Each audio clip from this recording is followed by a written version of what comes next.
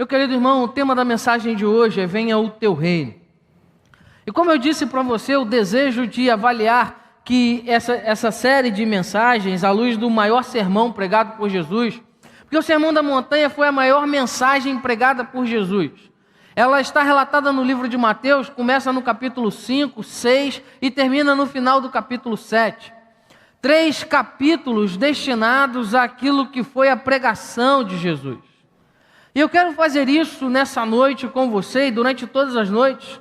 E faço isso, meu querido irmão, com muito temor e tremor, porque creio que pregar uma mensagem, principalmente à luz do Sermão da Montanha, é fazer isso impulsionado pelo Espírito Santo. E durante todo esse tempo de preparação desse sermão, que estou pensando e preparando ele desde o ano passado, para que pudéssemos começar imediatamente no primeiro domingo de 2021, que eu estivesse aqui pregando. Eu tenho orado para que o Senhor fale ao nosso coração e que principalmente Ele cause em mim e em você as transformações necessárias para esse tempo. 2020 foi um ano onde aprendemos muito, mas se nós não aprendermos a aplicar os ensinamentos do ano que passou na nossa vida diária, se nós não aprendermos a aplicar a palavra de Deus com tudo que nos foi ensinado no ano que passou, nas nossas práticas diárias, de nada terá valido o conhecimento. Nas palavras de Martin Lloyd Jones, nenhum homem deve pregar a menos que se sinta que tenha recebido da parte de Deus uma mensagem. Então eu quero compartilhar essa mensagem do reino com você. Porque Jesus ele está começando o seu ministério, lá em Mateus 4:17 é uma informação importante. Mateus no verso 4:17, eu falei sobre isso no domingo passado. Mateus diz que Jesus começa o seu ministério dizendo: arrependam-se, pois o reino do céu está próximo. Os irmãos lembram disso. E agora, unindo já os seus primeiros discípulos, Jesus começa de pronto numa pregação. E essa pregação já tem uma finalidade. Jesus está apresentando o reino dos céus. Jesus está apresentando àqueles homens o que era o reino de Deus. E eu e você precisamos entender isso. Precisamos compreender isso, o que é o reino de Deus, o que é fazer parte desse reino, o que Deus espera de mim e de você como agentes do reino de Deus. O tema principal do Sermão do Monte é o reino de Deus e nós não podemos perder isso de mente. Toda vez que nós nos achegarmos à palavra de Deus, nós precisamos entender isso. Jesus está ensinando quais são os padrões, quais são os princípios norteadores do reino de Deus. Jesus está comunicando as verdades fundamentais do reino de Deus. O teólogo D. Carson fala aqui sobre esse texto, dizendo o seguinte: a ideia de reino é tão antiga que vem do Antigo Testamento quanto no Novo. E, sobretudo, ela é uma ideia dinâmica e não espacial. Não se trata de um reino com fronteiras geográficas. A ideia principal aqui é do domínio e autoridade do rei, ou sua soberania. Nas Escrituras, o significado espacial do reino de Deus é secundário e derivado. Meu irmão, entender o que Jesus está comunicando como reino de Deus, Jesus não está comunicando um reino físico. Jesus não está comunicando um reino temporal. O reino de Deus, ele é atemporal. O reino de Deus é resumido no domínio eterno de Deus, através de cada coração convertido ao Senhor. Ou seja, o reino de Deus se estabeleceu no meu coração quando eu aceitei a Cristo como meu Senhor e Salvador. E o reino de Deus se estabelece no seu coração quando você aceitou a Cristo como seu Senhor e Salvador. Isso é o reino de Deus, a vida rendida a Ele. Nós somos agentes proclamadores do reino de Deus. Precisamos entender isso. Precisamos dimensionar isso se queremos de fato clamar ao Senhor para que Ele traga sobre nós o seu reino. O Sermão do Monte, ele é para mim e para você uma espécie de carta magna, não com novos mandamentos, mas com os princípios que nós precisamos observar para a vida de cada um de nós. Nós somos cidadãos do reino de Deus. E aí Jesus vai tomar o cuidado de ilustrar de maneira prática o que os discípulos devem fazer para viver nesse reino. Esse reino não pertence a qualquer um. Esse reino não é dado a qualquer pessoa. Esse reino, ele está destinado aos discípulos de Jesus, homens e mulheres que foram transformados à luz da graça de Deus. E é interessante observar isso. O texto no verso 1 diz que Jesus subiu aos montes, assentou, e os seus discípulos se aproximam dele, e ele começa a ensiná-los. Jesus está ensinando aos discípulos e não à multidão. A multidão era testemunha secundária, porque, meu querido irmão, o Sermão do Monte, ele é para aqueles que pertencem ao reino. Não é um princípio que possamos esperar daqueles que não pertencem ao reino, e deixa eu dizer isso a você, essa é uma verdade. Se você deseja nesse ano ser ainda servo melhor, ser ainda mais aplicado na palavra de Deus, não espere facilidade. Porque nós vivemos em um mundo que se levantará e tem se levantado em oposição à igreja. Toda vez que nós, Igreja de Cristo, nos levantamos para cumprir a sua palavra, para proclamar a salvação que há em Jesus, nós encontraremos oposição no mundo, porque esse mundo jaz no maligno. Nós não podemos esperar encontrar facilidade no mundo, porque não foi isso que Cristo nos prometeu. Toda vez que nós nos dispomos a ser servos melhores, nós nos dispomos também a nos lançarmos numa batalha. Só que nos lançamos numa batalha sob o comando do nosso general, que é Cristo Jesus, sabendo que quem edifica a igreja é o próprio Cristo. Então seguimos a ordem dele, mas enfrentaremos oposição. Porque Jesus começa ensinando a esses homens que no reino dos céus não entrarão qualquer um. Em 5,3, ele diz que pertence aos reinos aos pobres de espírito. Em 7,21, capítulo 7,21, depois a gente vai explanar sobre isso, Jesus vai dizer que o reino dos céus é para os obedientes. E lá em 5, verso 20, Jesus vai dizer que o reino dos céus é para aqueles que são extraordinariamente justos. Da mesma maneira, em João 3, verso 3 e verso 5, Jesus diz que o reino dos céus é para aquele que nasce do alto. Ou seja, pertencer ao reino de Deus é ser servo de Deus, discípulo de Jesus Cristo, obediente à sua palavra, submisso à autoridade das Escrituras e de Cristo. Jesus está comunicando uma verdade, irmãos, que é imutável. O cristão, ele é cidadão do céu, vivendo em um mundo corrompido. Mas deve viver nesse mundo com os padrões do céu, sabendo que o mundo apresentará oposição. Mas deixa eu dizer uma verdade para você mais uma vez. Me permita a incisão. Mas a maneira mais radical de se viver nesse mundo é ser um discípulo fiel de Jesus Cristo. Se você deseja radicalizar a sua vida, seja fiel a Jesus e à palavra, e você vai ver uma transformação radical, mas enfrentará uma oposição tremenda, porque o mundo, ele vem em oposição a cada um de nós, mas não há maneira mais radical de se viver do que se viver em fidelidade ao Senhor Jesus. O Sermão do Monte, comunicado por Jesus, ele está dividido em dois aspectos: o aspecto geral e o aspecto particular. E nós veremos isso. E Jesus vai determinar de maneira geral e particular aquilo que é a vida do cristão. Por isso, de maneira introdutória, eu quero convidar você a olhar o reino de Deus e olhar a sua vida dentro desse reino, aquilo que o Senhor espera de mim e de você, para que possamos ser servos melhores. E a primeira coisa que eu quero destacar para você é que Jesus espera que aqueles que fazem parte do seu reino tenham de fato uma vida coerente. Se nós queremos declarar venha o teu reino, Senhor, e essa expressão ela marca todo o Sermão do Monte, inclusive a oração ensinada por Jesus, o Pai Nosso. Se nós queremos declarar isso, nós precisamos ter em mente um princípio.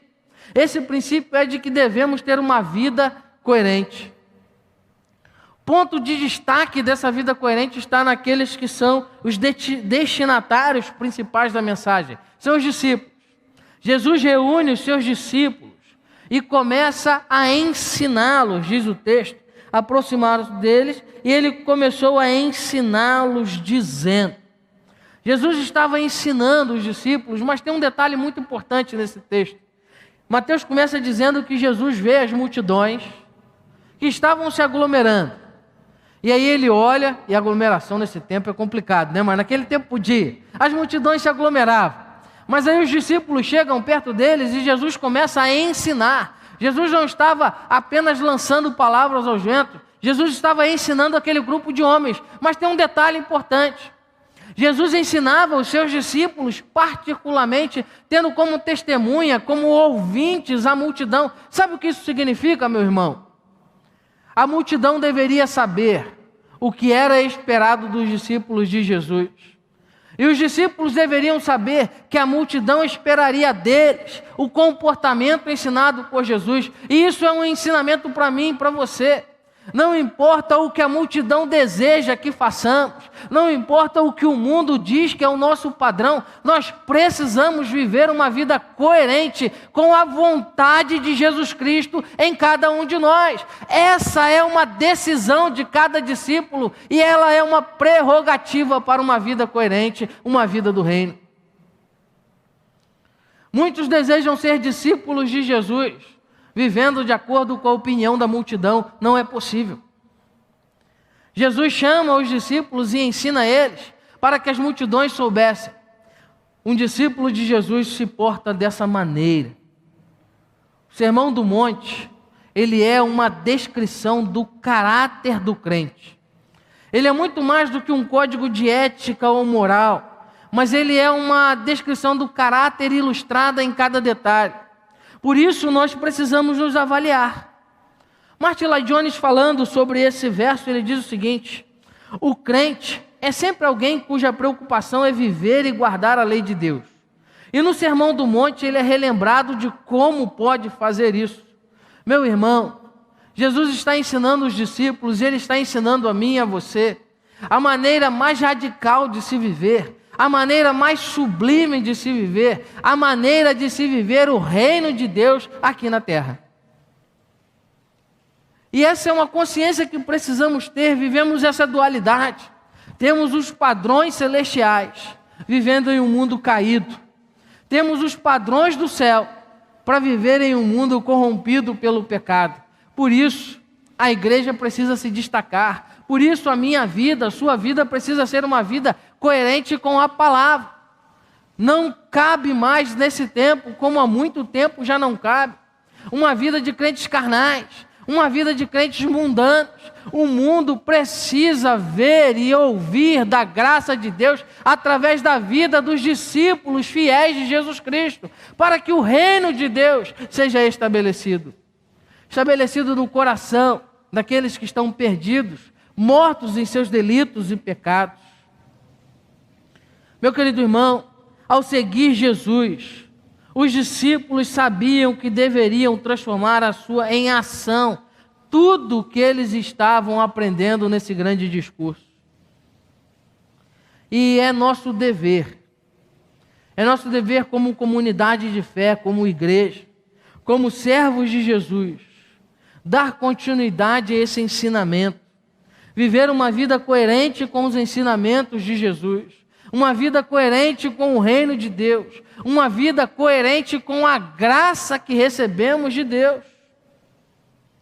Precisamos entender que uma característica essencial do seguidor de Cristo é de que ele vive consciente da presença de Deus. Sabia, meu querido irmão, nós precisamos ter essa consciência. O Senhor está presente em cada momento das nossas vidas. O Senhor está sondando e avaliando o nosso coração em todas as circunstâncias. Essa é uma consciência que só o cristão tem. O Espírito Santo está conosco, sondando o nosso coração 24 horas por dia, 365 dias no ano. Ele não pisca, ele não descansa, ele não tosqueneja. Ele está conosco para nos guardar e também para nos sondar, nos julgar, nos avaliar. Já pararam para perceber que muitas vezes nós queremos que o Senhor esteja conosco para nos abençoar, nos proteger, nos guardar, mas nós não temos a mesma perspectiva quando isso se refere a nos sondar, nos julgar e nos avaliar? Queremos o Senhor para nos abençoar em todos os segundos, mas nos esquecemos que Ele também sonda o nosso coração e avalia as atitudes, os pensamentos, os sentimentos do nosso coração ao mesmo tempo, em tempo real, em todos os segundos. O mundo não pode viver na presença de Deus, mas os filhos de Deus vivem. E Jesus começa ensinando, dizendo algo que é tremendo. Bem-aventurados. Jesus começa as bem-aventuranças. E essa é uma marca daqueles que pertencem ao reino. Aqueles que pertencem ao reino de Deus são abençoados, são marcados pela bênção, são chamados de bem-aventurados. E aqui eu preciso fazer um destaque nessa palavra bem-aventurado para que possamos entender adequadamente o que ela significa. De maneira geral, todo mundo entende já bem-aventurado com uma tradução mais simples, que é a tradução de feliz. Então, bem-aventurado é aquele que é feliz. É uma tradução mais comum. Mas quando nós vamos à etimologia da palavra e a sua raiz, ela tem um sentido muito mais profundo. A ideia de bem-aventurado é a ideia de abençoado, de aprovado, de aquele que foi aprovado por Deus. Então, ser bem-aventurado significa ser ser bem-aventurado significa ser abençoado. E essa bênção, ela é proveniente da aprovação de Deus. Então, quando nós olhamos o texto lá no original, no grego, ela tem um significado bastante interessante de uma palavra correlata no hebraico, e que significa que é Ashur. Eu já falei isso aqui na igreja. Tem um troço estranho parecendo aí, minha filha. São os nossos adolescentes, olha só, tudo abençoado, olha que coisa boa. Volta aí para mim. São todos, eu falei abençoado, apareceu os adolescentes da igreja, os embaixadores e mensageiros, não é isso? É isso. Tira aí, minha filha, por favor. Isso, obrigado. Meu irmão, além de abençoados, só apareceram os nossos abençoados ali.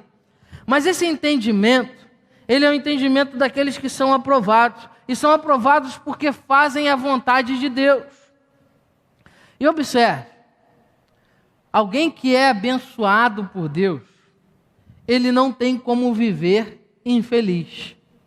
Mas a felicidade, ela acaba reduzindo em muito o significado da palavra bem-aventurado, porque a felicidade pode ser circunstancial ou momentânea, pode ter a ver com um sentimento. Mas quando eu entendo que eu sou bem-aventurado porque eu sou abençoado, que eu sou bem-aventurado porque eu estou aprovado diante de Deus, isso produz no meu coração uma alegria tremenda, porque eu estou na presença de Deus. E o que eu ia dizer quando entrou lá os abençoados, é que no hebraico a ideia de ser bem-aventurado é a ideia de caminhar com Deus.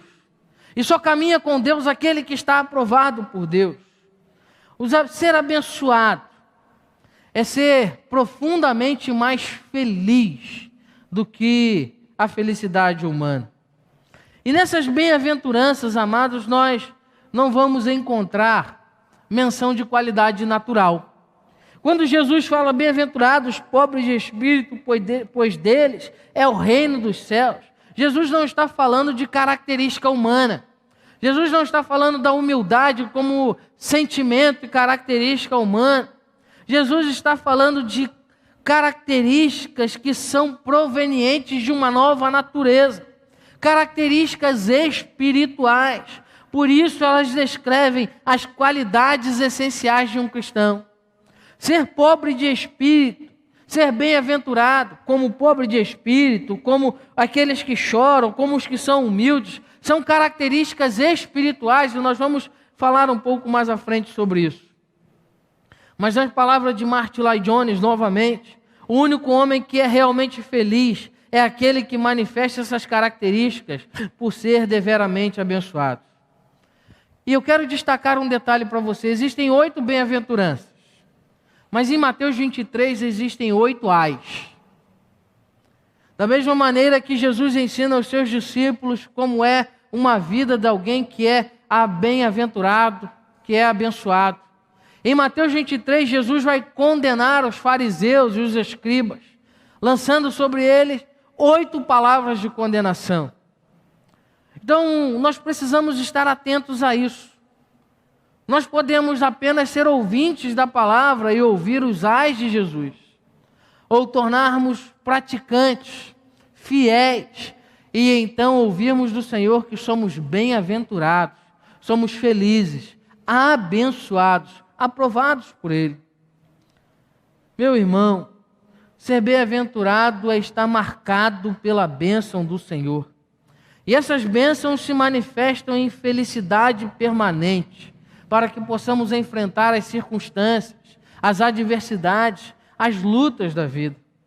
Quero destacar novamente uma frase de Martin Lloyd Jones, que diz o seguinte: observe aqui comigo, o crente está no mundo, mas não pertence ao mundo. É fato que o crente vive entre pessoas desse mundo, mas também é fato que ele é cidadão de um outro reino.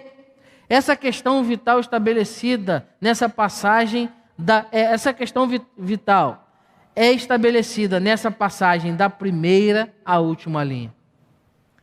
Nós vivemos num mundo com pessoas, mas nós precisamos viver nesse mundo, recebendo do alto as qualidades para nos relacionarmos com os seres humanos, com os nossos pares, com os nossos iguais.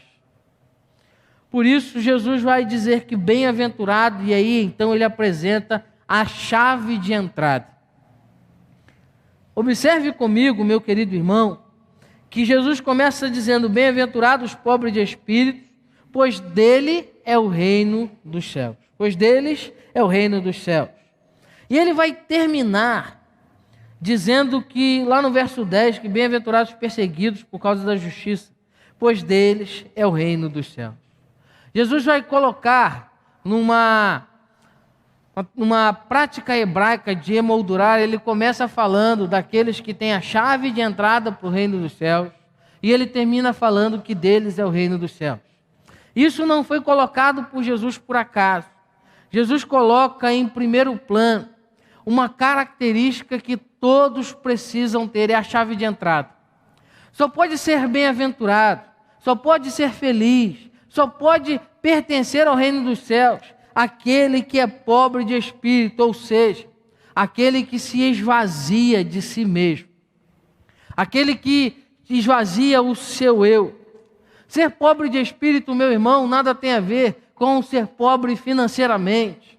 Ser pobre de espírito não tem a ver com aquela personalidade fraca, frágil, ou com uma humildade fingida, não é isso.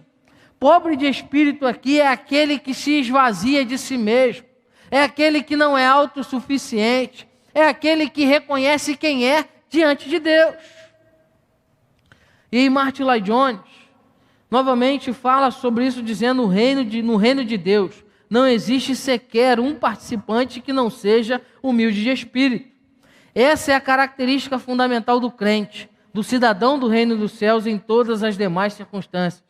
São, em certo sentido, resultantes da primeira qualidade.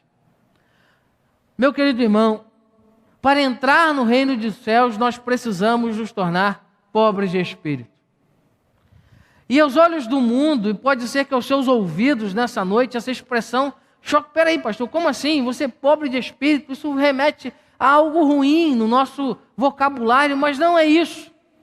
A ideia de pobre de espírito é uma pessoa que se apresenta diante de Deus reconhecendo a sua limitação, a sua fragilidade, a sua total dependência de Jesus. Ou seja, eu não estou cheio do espírito da carne, mas eu me esvazio de mim mesmo para receber o Espírito de Deus. Pobre de espírito é aquele que reconhece a sua limitação, a sua pequenez, a sua fabilidade diante do Deus Todo-Poderoso. Esses são os que pertencem ao reino dos céus. Ser pobre de espírito é uma pessoa que se esvazia de si mesmo, reconhecendo sua incapacidade pessoal e reconhecendo a sua total dependência de Deus. A pobreza de espírito é o reconhecimento pessoal da falência espiritual. É a confissão consciente da própria indignidade diante de Deus. Portanto, é a mais profunda forma de arrependimento. Meu irmão, ser pobre de espírito significa não ter um coração altivo. Ser pobre de espírito significa não ser presunçoso, não se achar melhor do que o outro, não se achar superior ao outro. Ser pobre de espírito é saber, eu não sou digno da graça de Deus, mas ainda assim Deus decidiu me amar. Eu não sou digno do favor de Deus, mas ainda assim as suas misericórdias se renovam a cada manhã. Eu não sou digno de nada, mas eu sou por Deus abençoado. Isso é ser pobre de espírito.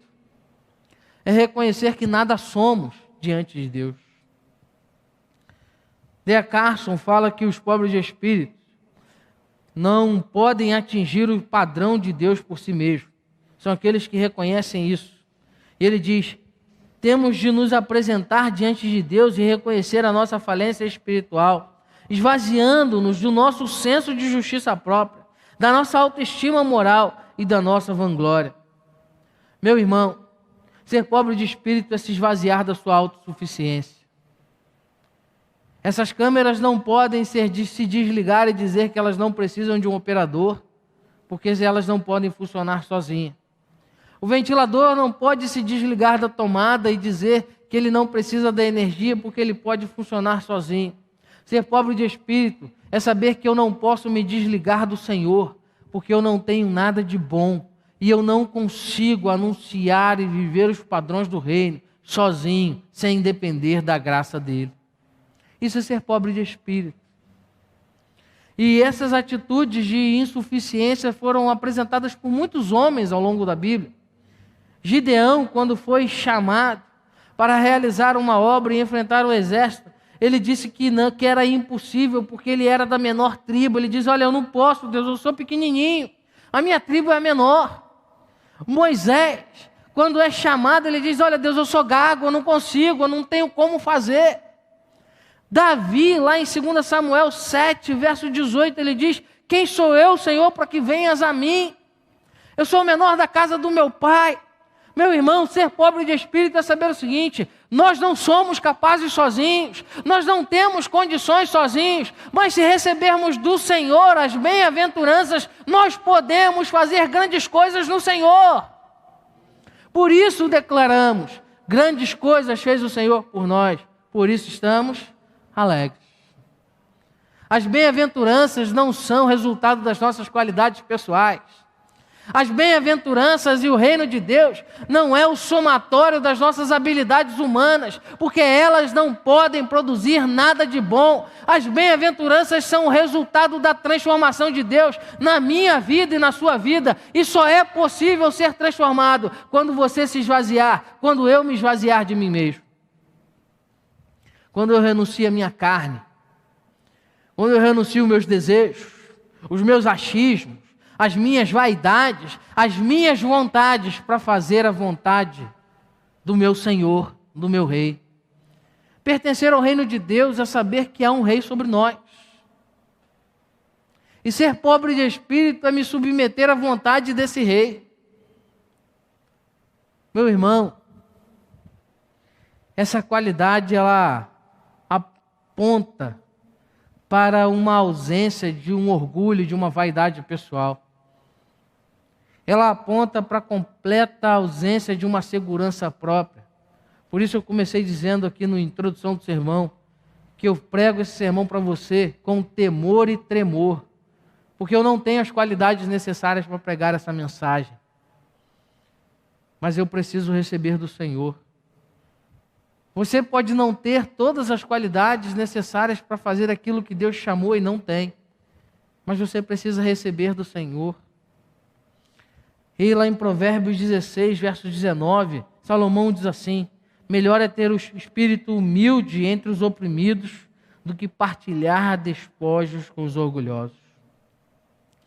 Meu irmão, ser humilde de espírito é sentir que nós nada somos, que nós nada temos, e olharmos para Deus de maneira submissa total a Ele, dependendo inteiramente da misericórdia de Deus, da sua graça. E não fazer isso com atitude falsa, com aquela atitude fingida, né? Eu sou o mais humilde de todos. Não. É reconhecer a grandeza de Deus. É reconhecer que sozinhos nós não podemos nos salvar. Sozinhos nós não somos suficientes.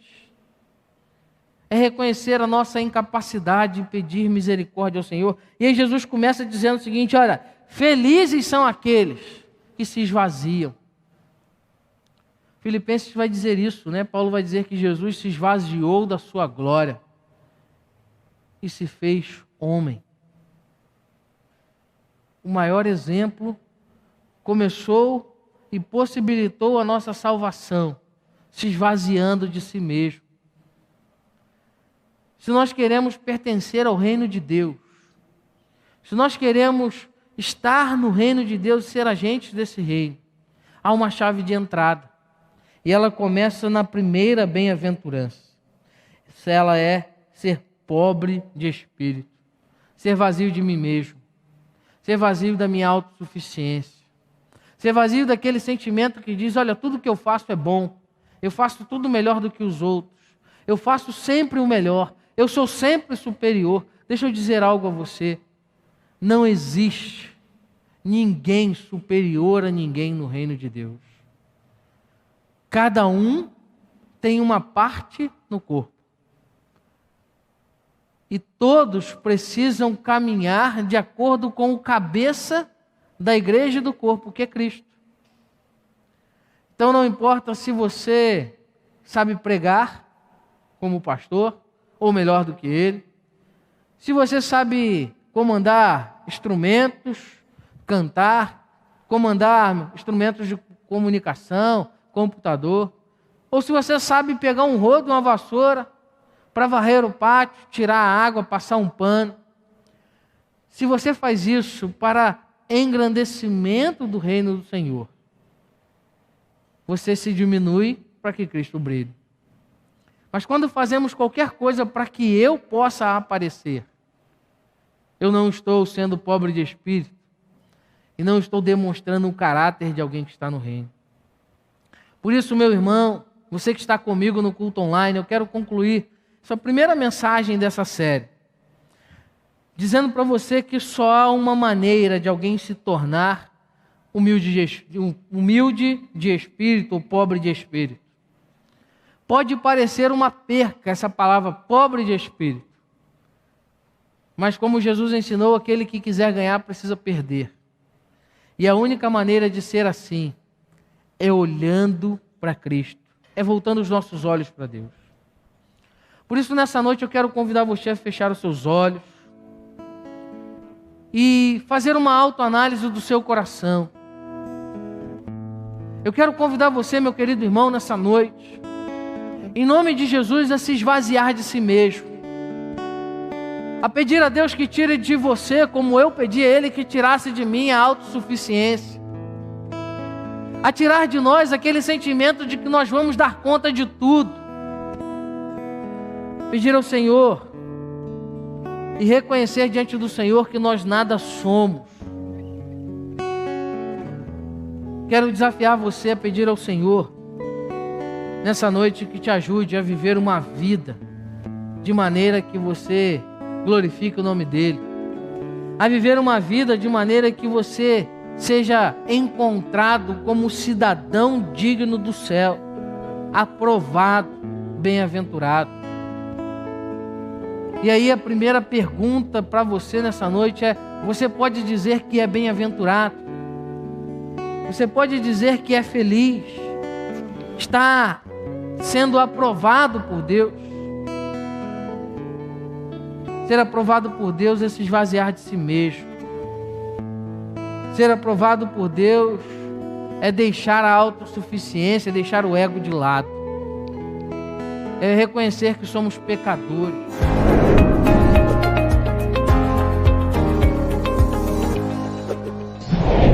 São os meus olhos em tua graça sublime, toda a terra se rende, reinarás para sempre, assentar em seu trono.